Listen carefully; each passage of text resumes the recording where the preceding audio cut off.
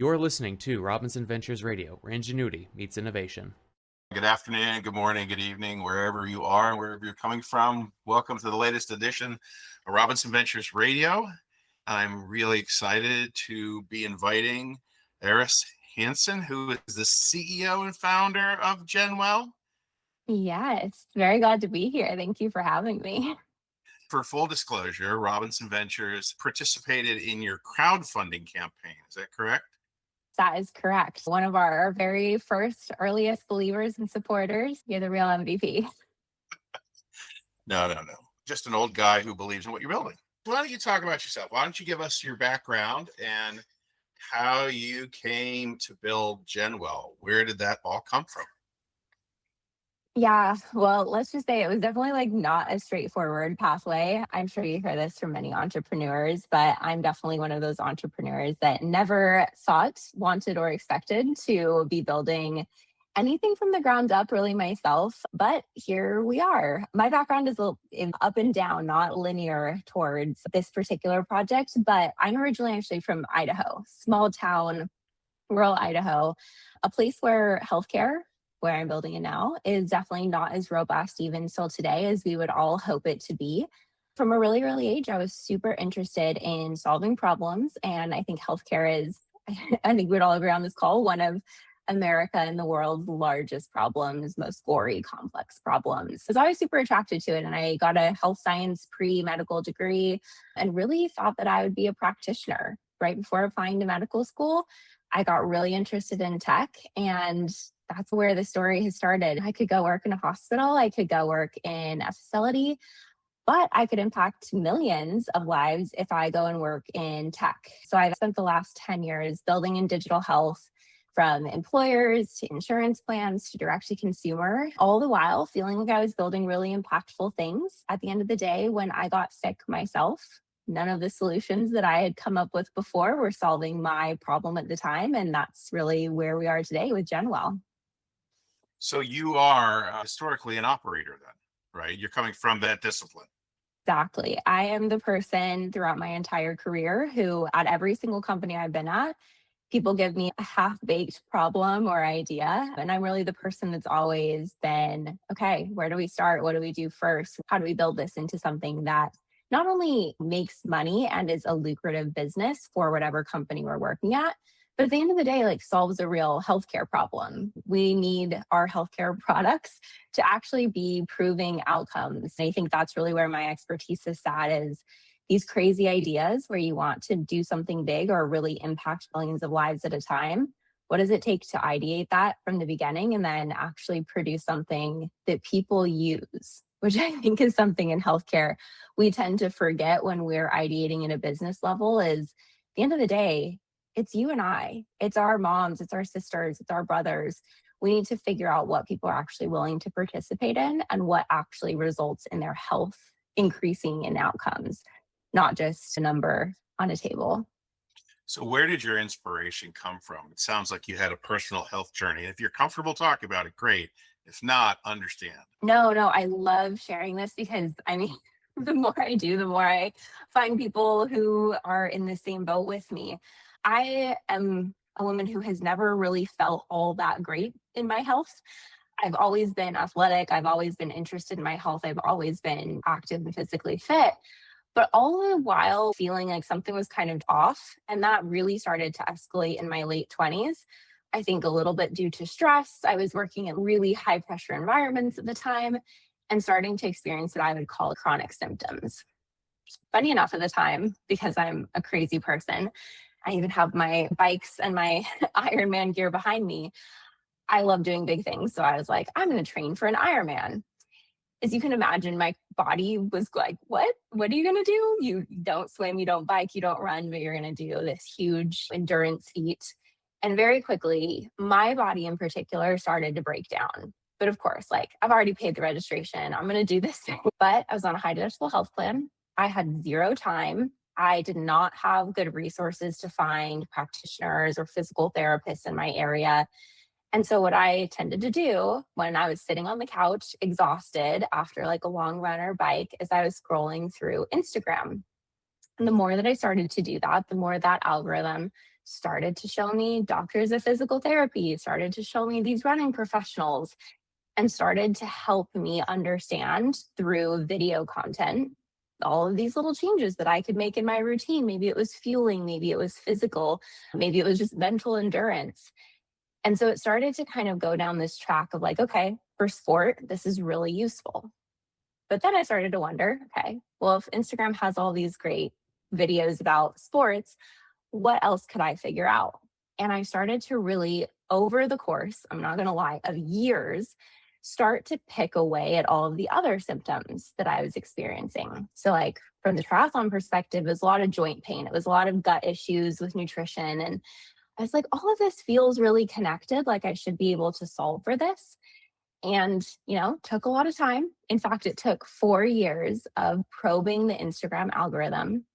But one day, a video from a connective tissue specialist, of all things, pops up across my feed, says, hey, you have XYZ symptom, you have these joint issues, you have arthritic pain, you're hyper flexible, you have gut issues, you have XYZ, and told me that I should get evaluated for a connective tissue disorder called hypermobile Ehlers-Danlos syndrome.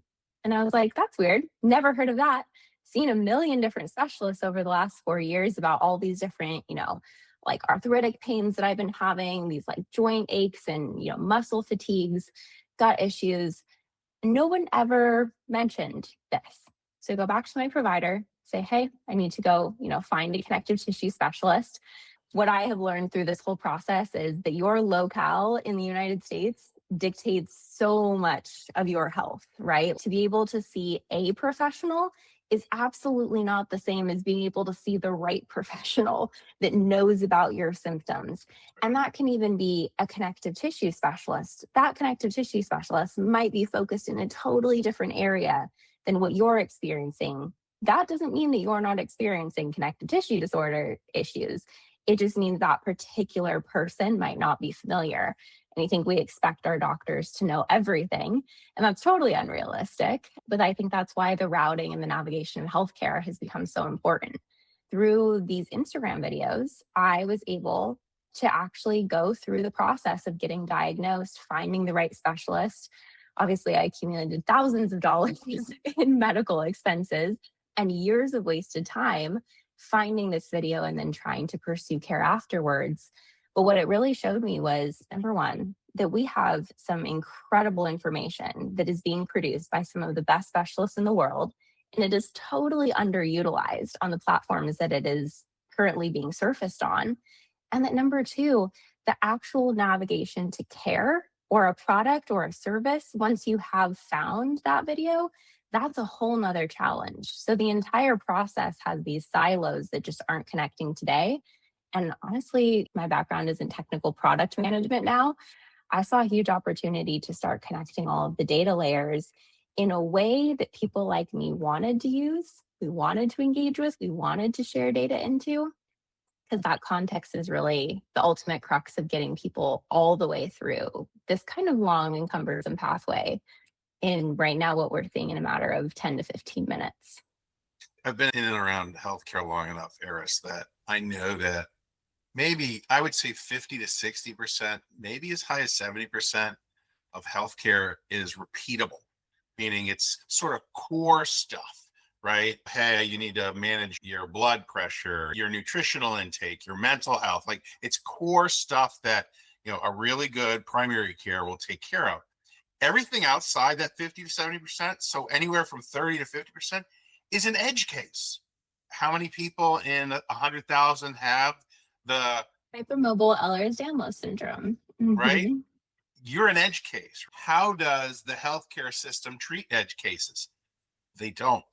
It's exactly enormously difficult. And then it gets, oh, you're depressed, or and the easy button becomes, we're going to prescribe something instead of actually getting into and determining root cause of what's going on. I think that you make a really interesting point here that I want to touch on, because there is a difference between rare, like an edge case, and underdiagnosed, which I would consider to be a lot of these connective tissue disorders and ADHD and autistic ADHD that women are now getting diagnosed for in higher numbers, not because anything has, changed environmentally or systematically or whatever, but we're actually just knowledgeable about the symptoms that women are experiencing. And I'm in my mid 30s, we're finally getting diagnosed because we're finally able to track the right specialist down and get diagnosed. And so I think when we look at some of the stats of, oh my gosh, these conditions are rising rapidly, the condition has always been there. We just have a name for it and we have a diagnosis. So that's really where we're starting to do this curation process. I mentioned before, finding a specialist is not the same as finding the specialist, the doctor, the product that is actually meant for you. And so that personalization and mapping in healthcare is so, so important. Now, that's kind of the end of the funnel, I would say, is that product, that appointment, finding the right doctor. And that's where our entire goal is to get people into the right fit. But what is upstream from that? Well, we went upstream and we said, okay, based on my personal experience, my friends, Gen Z, millennials, like, where are we getting health information today? Wait a minute. Once again, Gen X, just on the outside. We want answers and we're not taking no for an answer. We're going to figure it out. What we started to do was watch content. I'm 33, so Instagram wasn't really part of my younger upbringing, but I spend a lot of time scrolling on Instagram. We learn from video content. I have the saying that I feel like I can learn anything in the world on YouTube. And that is probably true. If I sit and watch some YouTube videos, I'm going to be able to figure almost anything out. You could build a bike from scratch, build a computer from scratch. You can learn so many things because video is so engaging. And that's just the way younger generations are continuing to consume information. So we applied that to health. We said, hey, look, all these Gen Z and millennial women are trying to look and search TikTok and Instagram and YouTube, but those systems just aren't built to correlate healthcare answers. But again, some of the best specialists more and more every year are starting to create these short form videos, 30 seconds long, super educational, super engaging. They route to different places. We need to capture this data. There's stories in there, there's narratives in there that don't exist anywhere else. So we started to curate content and specialists. So we'd go out and we'd find specialists and we'd say, hey, you're already creating these amazing videos. Can we help you host them in another place where they get more views, where they get more engagement, where they get higher intent audiences to watch them? And so we brought in the content layer. We actually had to go one step upstream even more, which is where Jen came in.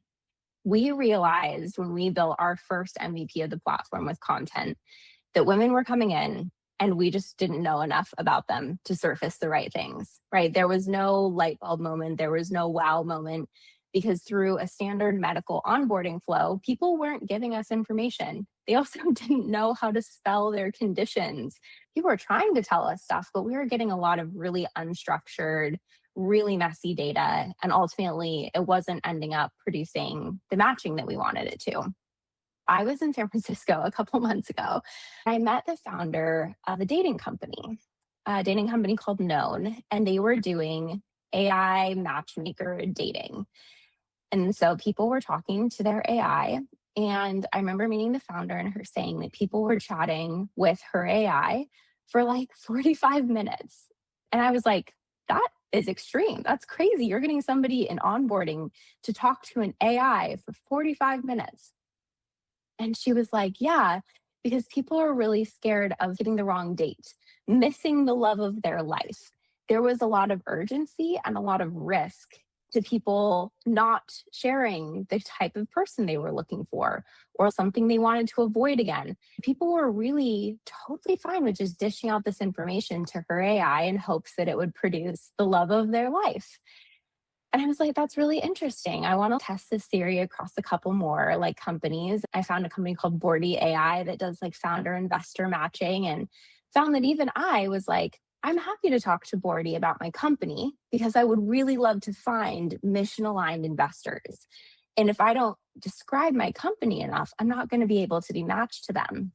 We started to formulate this theory around healthcare and voice AI and transforming Jen, who originally was an AI that sat underneath the hood, into this more forward-facing personality that honestly feels like a friend. And so when users now come into Genwell, the first step in action is that they have a conversation with Jen. Jen is a lovely Australian voiced AI, really programmed to be supportive and talkative and bring out people's health narrative while very clearly expressing that she is not a doctor, she's not a medical professional, she's a matchmaker. She's there to learn about you and your health and then help you navigate our massive curated directory so that you don't have to do that process alone. You can continuously update her. She's doing a lot of digging and analysis under the hood. So you almost have this personal care navigator helping you just sift through information. Well, again, not being a doctor herself, her goal is to connect you to the doctor, to the curated resource. We've just seen amazing, amazing results throughout our beta trials, throughout our launch, up to 35-minute long conversations. I think that just expresses how often people are feeling like they don't have somebody to talk to listen to the whole story. And I think that that's just a really impactful, amazing use of AI. So you've got Jen, the woman's talking to Jen. That information is being recorded, and you've got the agent behind it turning that free form voice to text data into structured data that allows the algorithm to sit there and say, hey, I think you should talk to on our platform this physician or this nurse practitioner or this clinician, right? To bring it all together. And so you've created a two-sided marketplace that is being enabled through this voice AI engine to bring a patient and provider together. Exactly. A patient to a provider, a patient to a product, a patient to a service, a patient to a piece of information. We consider everything from our marketplace to be of, I would say, equal caliber. We're really dedicated to getting you to what we think you need best and most right now. Unlike other platforms that are only appointments or only products, we really want you to have whatever option is best for you. So we've incorporated all of those into the same marketplace. So we're the first marketplace to really touch every single one of those layers and direct people to what they need most. Because at the end of the day, it might not be an appointment yet. It might just be a video. It might just be a piece of information. It might be a testing kit that you can order for $50 first to get more information before you book that $300 out-of-pocket visit. We want to make sure that you have all of the options rather than just one direction that may or may not be correct. And Eris, we've talked a lot about the direct-to-consumer part where they're coming in and they're engaging with Jen, who apparently had a meltdown of some sort. She got a little overwhelmed when people are getting out there for the first time. Everyone was very excited to chat with her. We didn't expect as long conversation times, maybe. She's good now. Jen, the AI agent, got all the feels and melted down. Yeah. Hey, sometimes we're in the spotlight all of a sudden, and she had a little bit of stage fright, I would say, and now she's ready and back online to chat. Nice. Shows you that the power of the platform is working when people want to engage for that period of time and create that kind of data set. How are you preventing some ne'er-do-wells to get on the other side of the platform to make sure that when you surface that content to that person, whether it's a product or a video or a potential practitioner, how are you making sure that that's as good as it possibly can be? Otherwise, you become like every other algorithm that's out there. You and I have talked about it. 57-year-old male, and you log into Instagram, they're automatically going to assume you need a few things, right? And it's based on the fact that you're a 57-year-old male, right? You buy some of those things and you get these products that come to you and you're like, why did I buy this? And truly it's because it's connecting to this need to feel better, right? And so how are you preventing that shenanigan from happening? Yeah, you bring up one of the number one hardest things to tackle. And also one of the reasons I think a lot of other platforms are failing so heavily in this space is moderation, right? healthcare needs moderation. Not everybody can give medical advice. They should not be giving medical advice. There should be rules against people sharing medical advice or over marketing scam products, calling them miracle solutions, saying that they'll fix XYZ when there is no evidence that that is happening or would happen. So when we talk about misinformation, that's something that is core to our company and our foundation. It's not the sexiest term to say, like, we're fighting online health misinformation. But at the end of the day, like, it is 50% of the internet and growing right now is health misinformation. A Google search could result in health misinformation. TikTok is flooded with it, Instagram, YouTube. And so when we think about curation, it's exactly that. It's curation and it's vetting. And right now we do that at the account level. So we are hand selecting people out of these systems, which is not the most scalable and efficient, but it is the way that we at this stage of our company could ensure that we are only bringing in the best of the best. We are only bringing in everybody that meets our requirements that were written by our medical board. So we have requirements across different functions because an MD is different than a nutritionist, is different than a functional medicine provider, is different than a mental health therapist. And so we really needed to figure out per vertical what were our thresholds going to be of confidence. And we erred obviously very high on the side of caution, and we'll continue to reevaluate that. But right now, it's me and my team scrolling Instagram and TikTok a lot, hand selecting out people. And you'd be surprised, the more that I do this, the more that I am shown misinformation on these platforms, the more that I am shown functional specialist coaching for $600 a month from this person with 50,000 followers. I am even so much more privy to how much misinformation and misguidance is happening on these platforms because I am searching so heavily on them.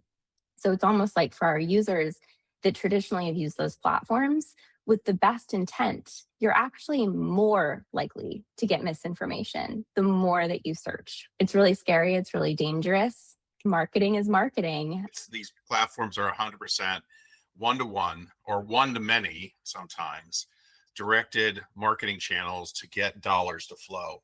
One of the things you and I think talked about in the past is we're an investor in a company called Gradient Health, right? And very proud of the work they're doing. And they are also a multi-sided marketplace, except they started off with healthcare data images, right? So CTs and X-rays and MRIs, ultrasounds, you name it. What we did early on is we created an ethics committee. Mm-hmm. And every time somebody comes in with a data request, every Monday at 3:30 in the afternoon, as part of the ethics committee, I log in and I look at all the different requests for the data that come in. And we create a filter by which, and we've created a rubric by which, hey, we will or will not release that information to you.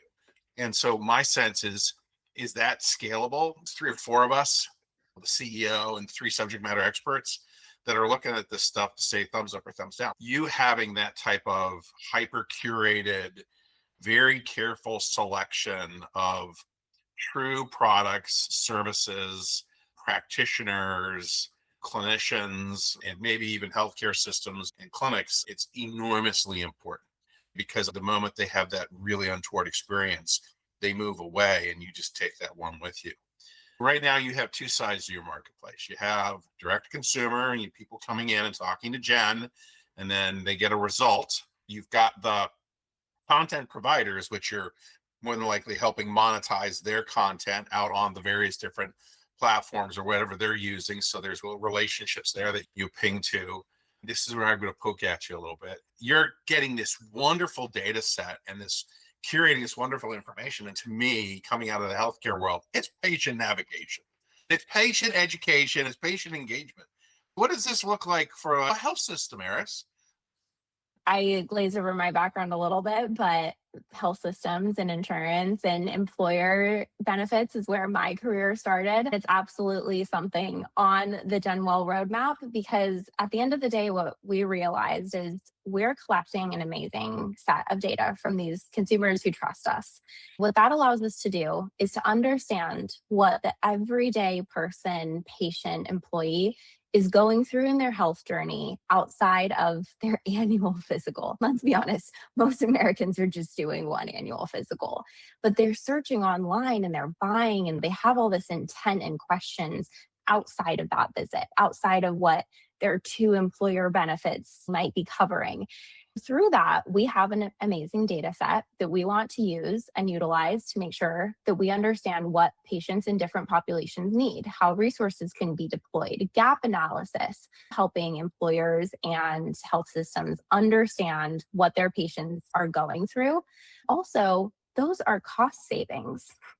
If we are now able to say, hey, patient A is coming into our platform, instead of going to YouTube and Reddit and TikTok and ZocDoc and trial and error visit number 1, 2, and 3, we're going to take them through this very educational pathway, this engagement pathway, and then we're going to decrease trial and error healthcare spend, let's say 75%. If we can take out 3 of the 4 healthcare appointments that that person may have gone through that would result in nothing, by getting them to the right specialist, that's massive savings, time savings, massive health outcomes across the board, all because we took the time to do dedicated matching based on all this data context and actually get that person into the healthcare system they needed to be in. We really want to close that gap. It's been on my radar and it's been on health systems radar because there's this, I would call it a term or a thesis. It's called patient leakage. So you come in, maybe you have an untoward ER visit because you're in congestive heart failure, and then you're released. And man, I don't know how many health systems I've talked to that say they never really discharge a congestive heart failure patient. Why? They don't stay on their medication. They don't engage with their follow-up visit. All the things that they're supposed to be doing. And you ask them and they're like, why? And they're like, we have 6 different programs on congestive heart failure. For folks, it just becomes confusing. Am I supposed to take my diuretic on this day, every day? Should I be weighing myself every day and calling in because my weight's gone up? Maybe I need more Lasix. To me, if you were to almost prescribe a Genwell that said, hey, Cian, you're suffering from congestive heart failure, you've had an ER visit, we've gotten you right with the rain, we're discharging you. Please log in, pick a health system, and the underlying engine is Genwell, which is surfacing this phenomenal content. Yeah. And that's the thing you talked about, direct to consumer. That's obviously not our goal. It's where we're starting because we have a foundation that we are building right now across context, engagement, and outcomes. That then when we go and to move into those future business models, those future health plan integrations, we're going to be set up to ingest data in and produce an outcome that is aligned with whatever that buyer is needing at the time because we have the flexibility to do so.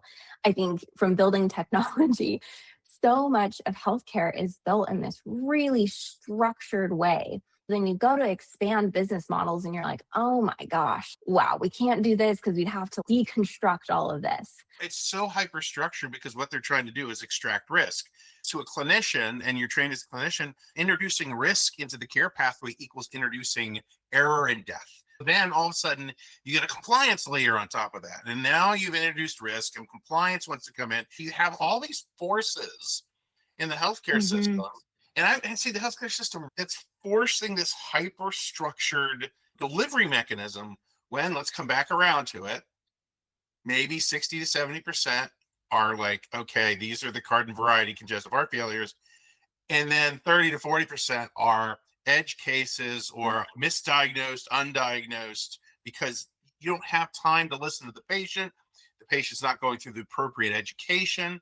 I mean, to me, what Genwell is starting to solve for by collecting this rich direct-to-consumer robust data set is that ability to customize it for health systems so that Gen can deliver that education, that navigation, making sure the patient doesn't leak outside the health system and moving them forward in a care pathway that keeps them healthy. Exactly. And I think a big theme of where healthcare has gone today, and you mentioned being so risk averse, which obviously we want the best outcomes and the safest everything for them. Of course. Yeah. What it has resulted in is that patients don't get what they need or what they want to continuously engage with in healthcare, and they end up on TikTok anyway.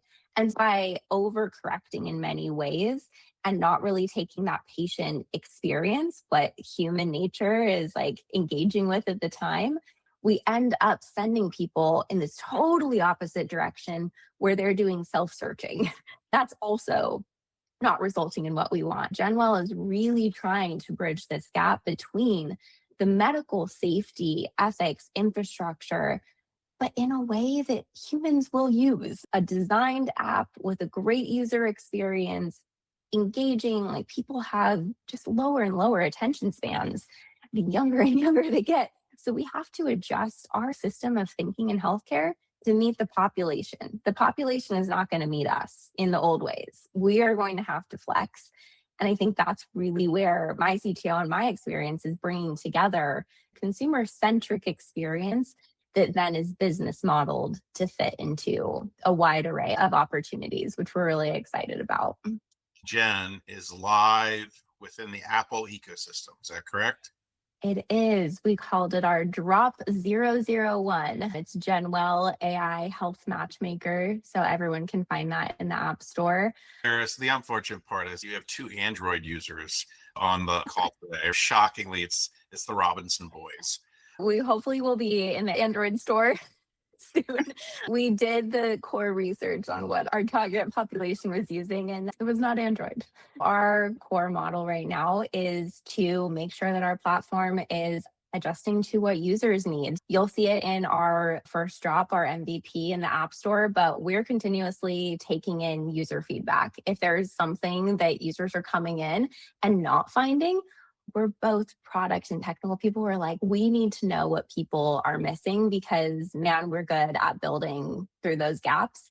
Our core goal within these first couple of months of our launch is really to get as many people testing, as many people giving feedback, really figure out what people need the most. We had a really successful beta pilot and got so much feedback, but the more users that come in, we can really hone in and adjust that. So we're going to be out in the community, partnerships, working with some local clinics around DC as well as distribution partners, and continuing to build out the technology. We've spun up a lot so far, but we know we have a long way to go to be able to fill some of these gaps. So we're really excited for what the next couple months will bring in terms of just learnings and building. You said that you're putting a very large premium on having medical professionals with a genuine long-term education versus a life coach. Anyone can call themselves that. What is the biggest challenge that you've had with them having to reel back the misinformation that I think a lot of people are coming on the app to try to get? So at least as someone that is on TikTok a lot, that gets the ads for NAD, Nature's Ozempic, and beef tallow for this and that, and all of these different supplements, and trying to reel them back into what they don't need to spend money on, what is efficient, what's not efficient. Hearing them and trying to educate them, but in a, like, I'll hold your hand, get you there gently kind of way. Yeah, definitely. It's a super good question. And one of the things we put in our initial platform right on the Discover page was trending searches. That's exactly where you'll find things like GLP-1 and peptides. We actually want people to come into the experience and search for those things and be prompted, oh yeah, I've heard about peptides. Like, I want to click on that category.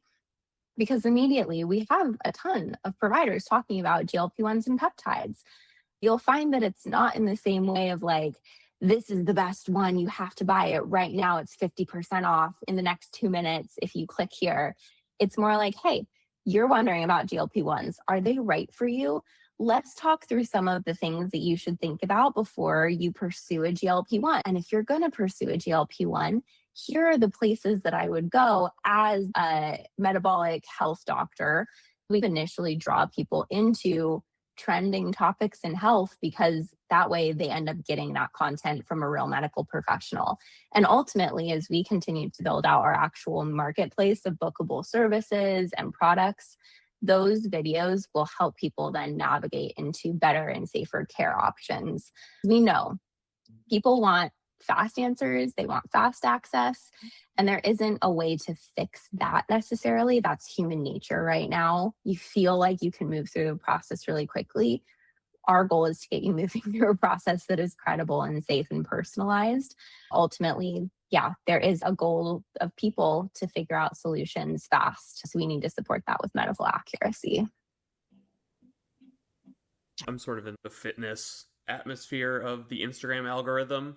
There's been this big shift within the last 2 to 3 months where for a long time it was work hard, eat light, or if you're trying to gain muscle, eat heavy, work heavy, right? We're seeing more and more of that sort of trend towards like, oh, do you want big forearms? Well, you need to do this, that, and the other thing. You need to eat this type of grass-fed chicken and all that. How are you guys, to piggyback off Sierra, how do you narrow that down?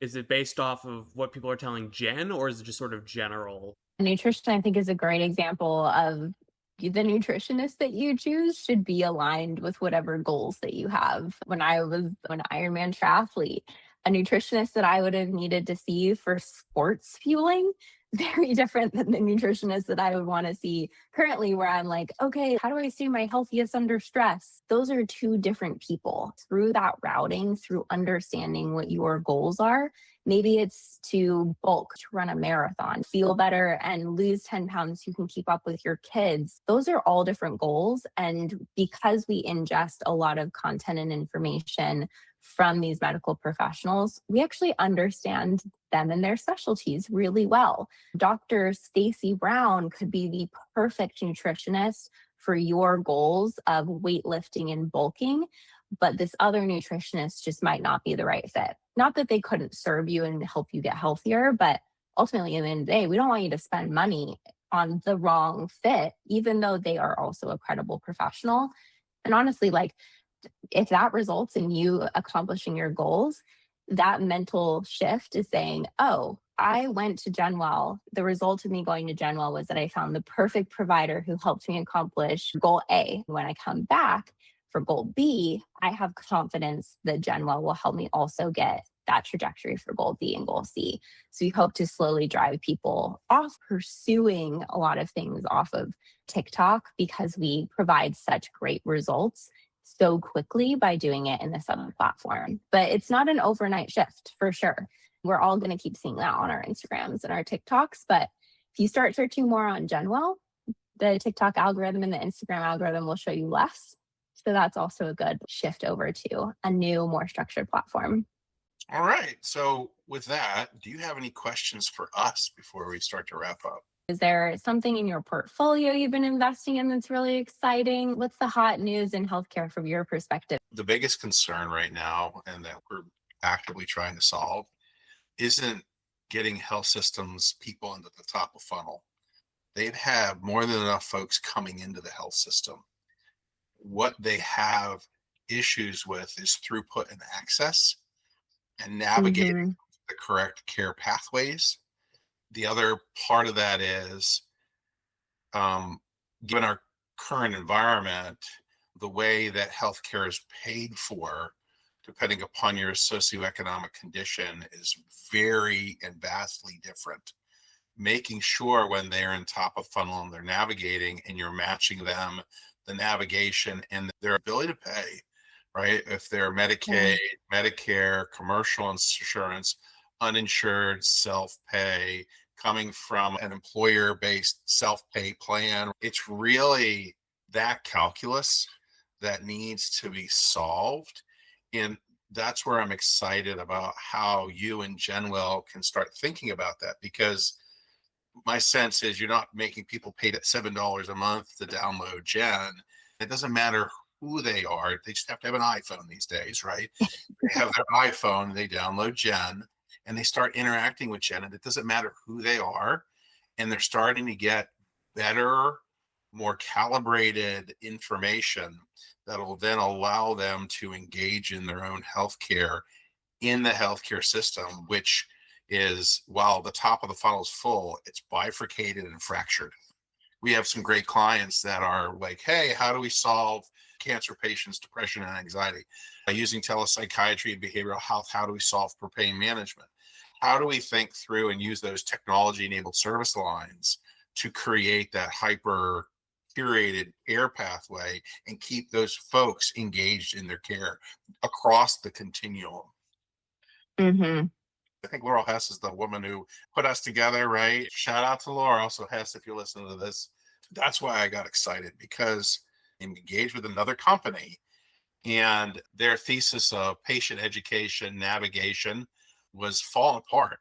And when you came in, I'm like, this is the antithesis of that. It's not falling apart. It is hyper curated and contained.